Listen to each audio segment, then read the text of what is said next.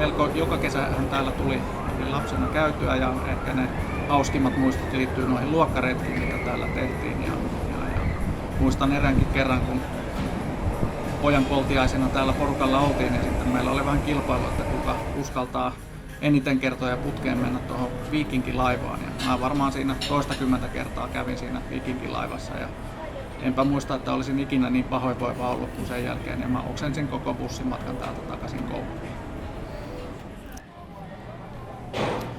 Hei, olen Anssi Tamminen, toimin teknisenä johtajana täällä Linnanmäen huvipuistossa. Vastaan täällä laitteista ja rakennuksesta ja puiston viihtyisyydestä ja ennen kaikkea siitä, että puisto on turvallinen paikka kaikille huvitella.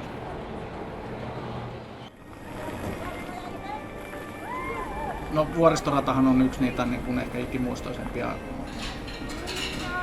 huvilaitteita täällä ja tietenkin niin kuin on siinä 66 vuotta pyörinyt, niin melkein jokaisen vanhemmat ja miltei isovanhemmatkin on siinä käynyt. Ja onhan se semmoinen, mikä eniten ehkä mieleen jää.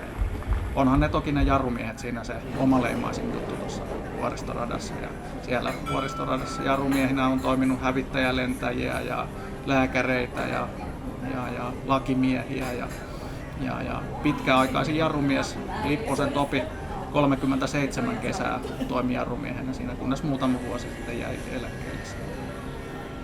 Huvipuiston laitteista on kovin vaikea valita omaa suosikkia. Se on vähän kuin pyytäisi omista lapsista suosikkia valitsemaan. Mutta tietenkin vanha Vuoristorata on legenda jo itsessään. Ja tietenkin oma pienukaiseni tuo Kingin-laite, joka tuossa 2014 pystytettiin, niin se on tietenkin yksi mun suosikkeista. Ja muita suosikkeja, Kirnu on todella kiva laite ja Salama on erittäin hyvä laite. Ja tietenkin tämä uutuuslaite Magia.